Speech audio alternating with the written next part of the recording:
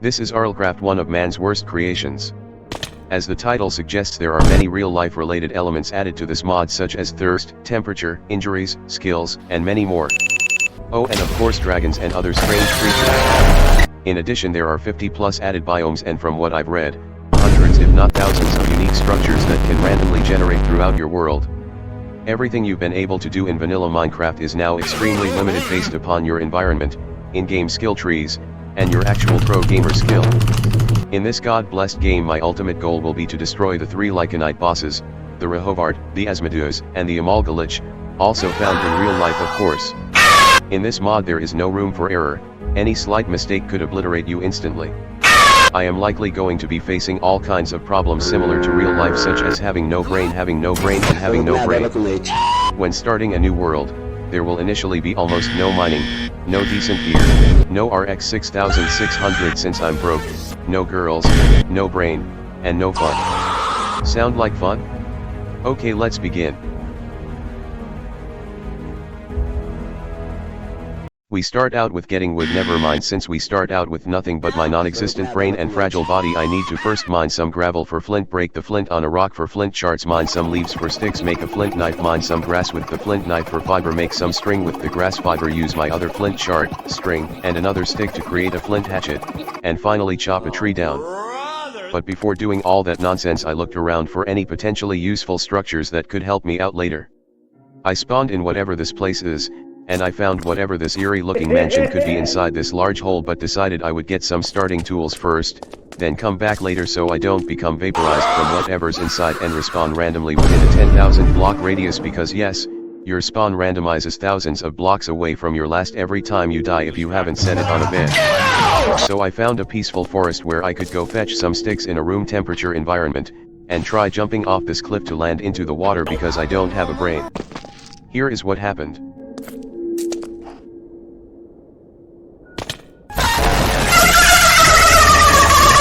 I respawned at the bottom of the ocean, very realistically just like in real life, right by a small castle. Well, it's mine now. After using what's left of my brain to creatively try and make stone tools, I remembered something pretty funny. You can't craft sticks the traditional Minecraft way. In order to obtain planks and sticks, you must physically place some logs, which I conveniently don't have, on your Y level like so.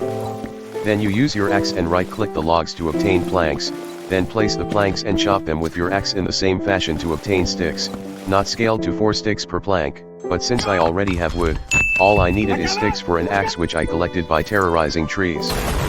Pro tip: if you crouch while killing trees, it will seek revenge on you with the power of physics. Don't crouch. To pick up items I have to either right-click them or crouch, which is convenient since I don't have to pick up every god-blessed object I walk over, but is a pain for harvesting literally anything. Then I found this really neat underwater base filled with books for my tools, not for my brain, and other snazzy materials that will save me time once I can start enchanting. So I crafted a boat for water travel and for holding mobs in case I get bullied, and made my way there. After finding various healing items and wood, I encountered a chest which had a wooden lock. I made an easy bobby pin because Bobby is cool, and I used my Super Spy Kids 3 skills to pick but the lock, and opened it first try. Inside the chest was a wormhole potion, which was useless because there were no other players, and yes, my entire life is lonely, thank you, but I found a recall potion which can bring me back to my bed/spawn point whenever I drink it. I also found a bucket. I also found a feather falling for bookie, which made me do a little poopy because that could save me lots of XP grinding, some morphine and more useless junk. I tried mining the wheat for animal farms later, very important, but of course you have to be farming level 2 to collect, which I will explain more upon later. When I tried to leave, I saw a monster and hesitated. Then I used my brain and tried to get to the island as quick as possible with my pro gamer skill, which I definitely have.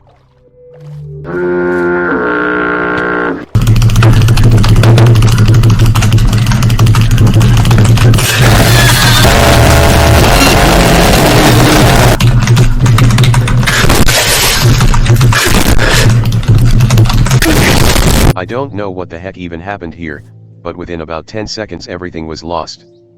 But as some telephone inventor once said, when one door closes another one opens, I found myself into another surprise. In the distance I saw a few odd looking pillars, a wood trolley, lots of friendly dinosaurs, but most importantly a very snazzy looking village. Before naturally and realistically ransacking the village without any precautions, I had a very cool challenge idea for this video. See, when you have a big goal in life, especially in real life, you must set small milestones for every day in order to propel you closer to your primary goal over time.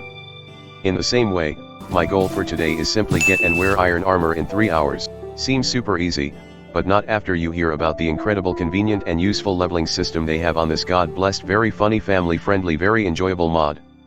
Villages have exes which help defend the village from hurtful creatures, but villages also have lots of unhelpful loot right now, but loot that can help me once I level up. Now the leveling system, similar to real life, of course you need to use your XP levels to upgrade one of the 8 skills shown on this table by pressing Y. To upgrade a skill to the next level you must have a total of X levels, X being the next level of the skill you're upgrading. For example, if I wanted to reach level 2 on mining, I need to have 2 XP levels in total. But why are levels important? 2 main reasons. They of course allow you to use better gear and items. For example, an anvil can only be used at building level 12, an iron pickaxe at mining 8, any diamond armor at defense 16, and similar criteria for almost any advanced tool in this game. The second reason is so you can unlock very snazzy abilities once you increase certain skills to higher levels, such as green thumb from farming, dash from agility, or battle spirit from attack. Levels are of course essential in the beginning phase, and now you understand why I made the goal iron armor in 3 hours. In this village I found various iron tools, lots of wool, a cozy home, some horses, a full set of leather armor, very nice, a waystone which can be used as a sort of fast point from waystone to only another waystone, but there are many found across the whole world. I also found almost a full set of iron armor, but of course needs only a Sigma level 8 armored boy who's very skillful at wearing armor. Lots of bookshelves which I'll ransack later without anyone minding. More iron tools, lots of more wool built from the houses which I'll also ransack later without anyone minding. Tried mining this weird looking plant, but of course had to be farming level 4. Found a high quality home, lots of wheat, thankfully for food and breeding for XP, a diamond herd, and a Susie home without anything particularly useful. After getting my life situated and sleeping, I decided to go venture out and see if there was anything else useful, but of course realized I'm first going to need lots of wood first for basic stone tools, and furnaces, which thankfully doesn't require any skill levels needed to use them. For weapons I decided to make a saber, a wooden shield, and later some stone throwing knives, a saber being better than a vanilla sword because of its damage absorption ability, very useful, and stone knives being very cheap and a very snazzy ranged weapon.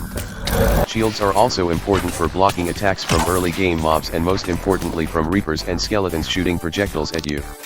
Immediately after acquiring a saber I became thirsty of course, and needed to mine sand, smelt the sand, make bottles, fill the bottles, boil the bottles, and you have safe drinking water. Drinking water out of an unpurified source could potentially result in catching parasites, an effect which has a large chance of dealing damage to you once every second for 60 seconds, an easy way to die hurtfully and shamefully. After finally hydrating again, I found a stone structure which I harvested for faster stone, then slept. The next morning I wanted to go caving for potential resources and XP, so I made a sleeping bag which allows you to sleep without overriding your spawn point, very useful, made some home touches and went off.